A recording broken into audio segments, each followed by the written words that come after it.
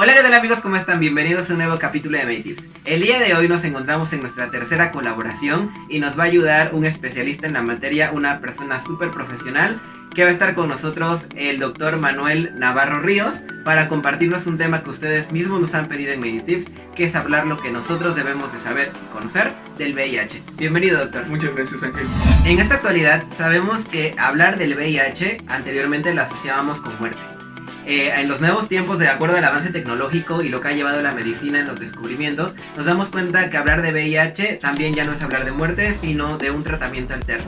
Es por ello que dentro de las preguntas de Meditips tenemos a un especialista que nos va a ayudar precisamente a saber qué debo de hacer y qué sí debo de hacer cuando soy portador o sospecho de que puedo tener este tipo de enfermedad. Entonces, doctor, ¿qué podemos entender cuando nosotros tenemos el VIH? Muy bien, Ángel. Pues antes que nada hay que diferenciar que el VIH es un virus que se llama virus de inmunodeficiencia humana, que entra a nuestro cuerpo y se replica dentro de unas células específicas que son los linfocitos TCD4. Por eso nos inmunocompromete, porque son las células de defensa del cuerpo. Son unas células muy importantes y sin ellas empezamos a tener enfermedades oportunistas. Entonces la infección por VIH es la infección por este virus. Tenemos tres diferencias. Primero, lo que es la infección por VIH, que lo acabamos de decir, puede ser una infección aguda o un síndrome viral agudo que ocurre después de las primeras 2 a 4 semanas de la primera infección que sucede con este virus y da como si fuera una gripe común. Pueden hincharse un poquito los ganglios del cuello como si fuera una faringoamigdalitis. Podemos tener algunos casos de diarrea, fiebres, dolor de cuerpo y nada más, se quita. Es un periodo que está ahí después de 2 a 4 semanas de la infección y se quita, desaparece. Luego tenemos la infección crónica por VIH, que sucede de 7 a 10 años después de que ocurrió el contacto sexual o el contacto con algún fluido corporal que tenga esta carga de virus. Entonces el cuerpo va a empezar a tener diarreas crónicas de más de un mes, vamos a tener algunas otras alteraciones como infecciones oportunistas, candidiasis, que son unos hongos para el famoso algodoncillo que sale en la boca, candidiasis vaginal también, que es renuente al tratamiento. Esto nos va a hacer sospechar de una infección crónica. Y por último tenemos el desenlace fatal de esta enfermedad, que es el síndrome de inmunodeficiencia adquirida, que es cuando ya tenemos muchas enfermedades oportunistas, meningitis, toxoplasmosis, histoplasmosis, que son infecciones que normalmente no atacan a la población en general, pero en una persona con deficiencia de estos linfocitos TCD4 los empiezan a atacar y son los responsables de sus muertes. Ok, doctor, ¿qué diferencia habría? Como ya bien lo mencionó, de acuerdo al estadio se va clasificando la enfermedad, pero en general, ¿qué diferencia habría entre una persona que es portadora del VIH y otra que tiene el SIDA? Porque regularmente lo asociamos que es lo mismo, pero sabemos que no es así. ¿Cómo lo podemos diferenciar o cómo se clasifica? Muy bien, la infección por VIH se clasifica de acuerdo a la carga viral que tenemos en la sangre y al conteo de células T, además de la presentación de algunas manifestaciones, como son las infecciones oportunistas. Se divide en 3 estadios que a su vez se subdividen en otros 3. Están 1, 2 y 3 y A, B, C. Esto es importante mencionar que una vez que se clasifica dentro de un estadio, de acuerdo a las manifestaciones y a los datos de laboratorio que te acabo de comentar, ya no hay una regresión. Aunque el paciente esté en tratamiento y mejore su condición, ya no va a disminuir su clasificación, siempre va a ser progresivo. Es por eso que es importante detectarlo en etapas tempranas, porque ya no hay una cura. Entonces hay que darle tratamiento de manera temprana. Ahora, la diferencia con una persona que es portadora es una persona que tiene la infección, que tiene el virus, pero muy posiblemente todavía no manifiesta lo que es el síndrome de inmunodeficiencia adquirida y muy posiblemente no tenga todavía problemas con la infección crónica. Entonces sí debemos estarnos haciendo un escrutinio de manera frecuente. Ok, cuando una persona se hace alguna prueba, al menos de detección, sabemos que hay campañas anuales precisamente del día contra el VIH, que regularmente la Secretaría de Salud nos invita a que nos hagamos una detección, obviamente no solo a la población de riesgo, hablando sexualmente activo en cualquiera de sus derivaciones.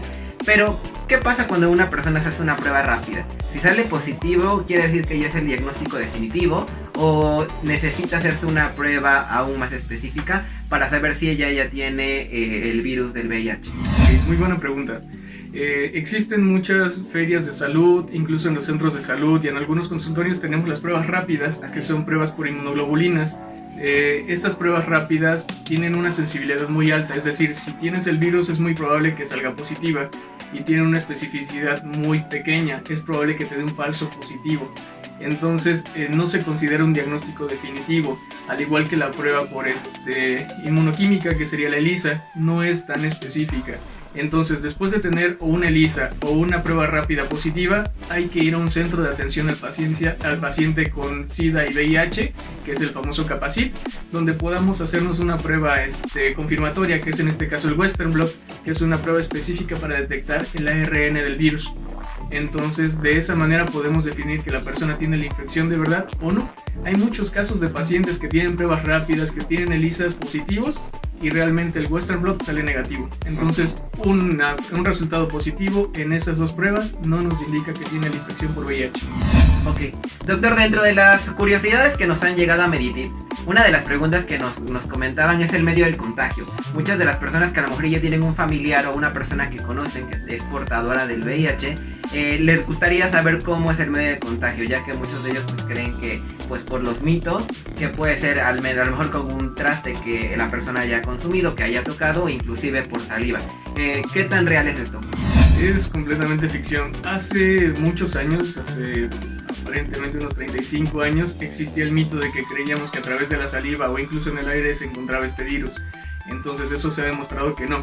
Lo encontramos en 5 fluidos, lo que es la sangre, lo encontramos en las secreciones vaginales, las secreciones rectales, lo encontramos en el líquido preseminal y en el semen, en ninguna otra secreción del cuerpo.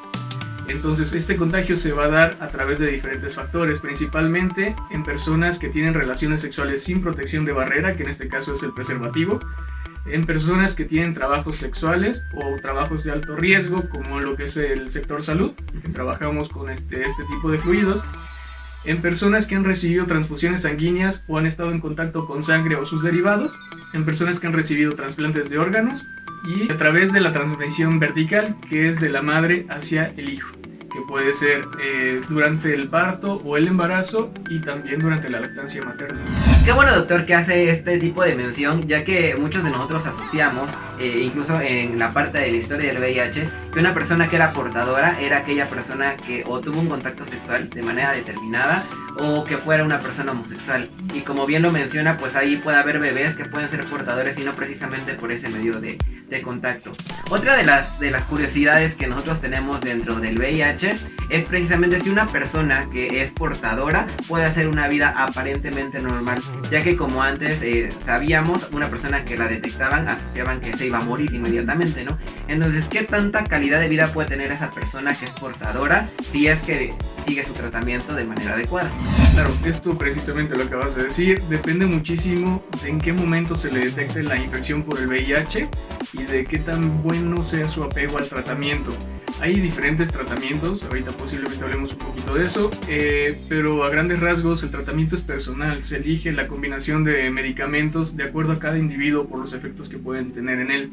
Entonces debe de darse de acuerdo a su estadio, de acuerdo a sus condiciones de vida, y el tratamiento va encaminado a reducir esa carga viral que se encuentra en su sangre para que el conteo de células T no siga disminuyendo.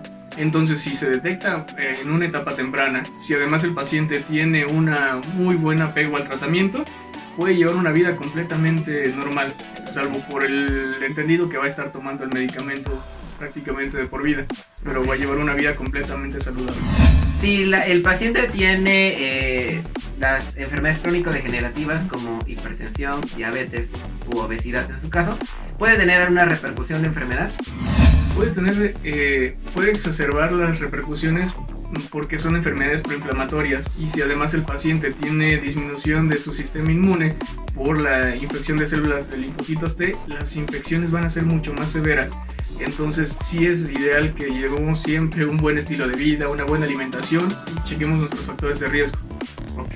Doctor, otra de las preguntas que nos han hecho llegar a Meditips es que si una persona que es portadora y tiene relaciones sexuales, ¿qué métodos puede ocupar para no contagiar a su pareja? Y la segunda es que si una persona que ya es portadora, si se puede volver a recontagiar, o en este caso que aumente la carga viral del VIH. La primera pregunta es si debe de protegerse mediante métodos de barrera, específicamente el preservativo. El condón es el único método anticonceptivo que nos va a proteger contra infecciones, principalmente sobre el VIH, pero también sobre otro tipo de enfermedades de transmisión sexual. En el segundo caso, en el caso del recontagio, existen dos tipos de virus de inmunodeficiencia humana, el VIH-1 y el VIH-2. Los dos se cree que emergieron más o menos por ahí de la misma época, en los años 20, que fue una mutación que sucedió de dos tipos distintos de monos y que además contagian a los humanos. Esto sucedió por ahí de la República Democrática del Congo por el consumo de carne cruda, es lo que se cree hasta ahorita, no tenemos nada 100% específico.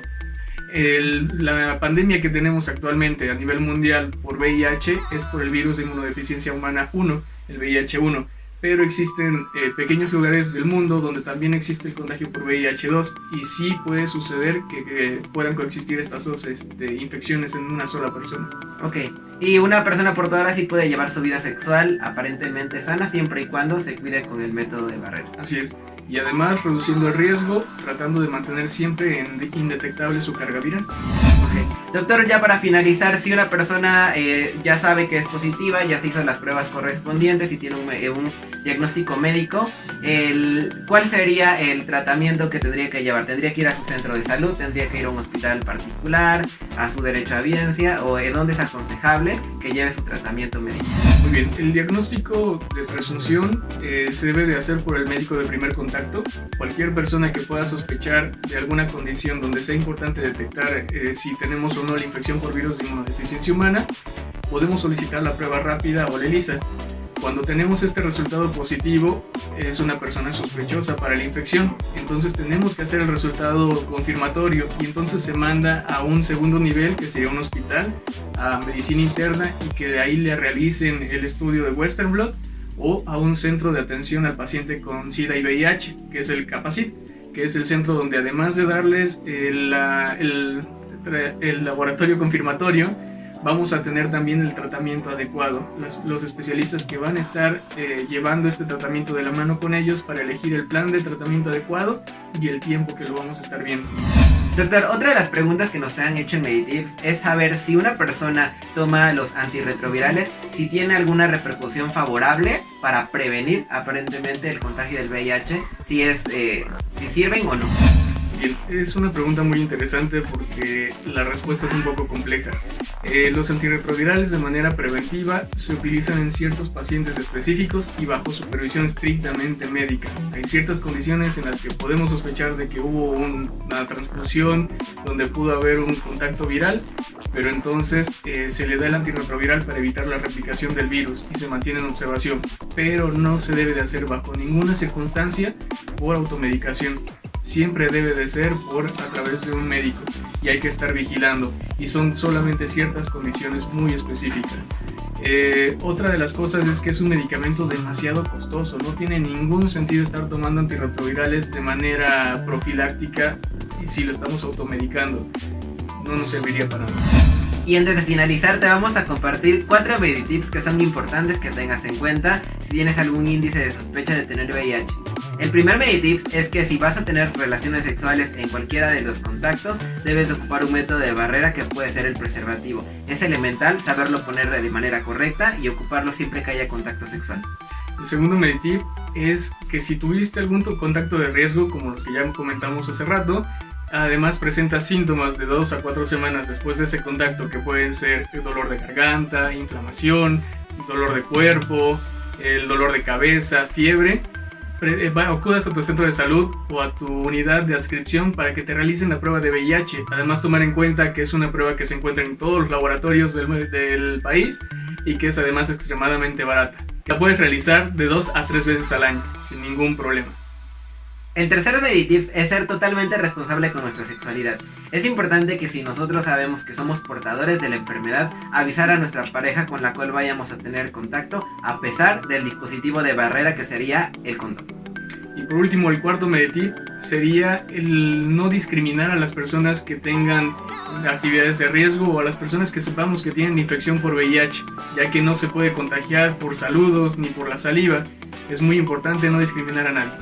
Nos da muchísimo gusto que el día de hoy nos haya acompañado el doctor Manuel Navarro Ríos, asesorándonos en este tema que es súper importante y yo creo que nos va a ser benéfico para todos nosotros. Doctor, ¿en dónde lo podemos encontrar para consultas, no solamente de este tipo, sino de medicina en general? ¿En dónde lo podemos tener su contacto?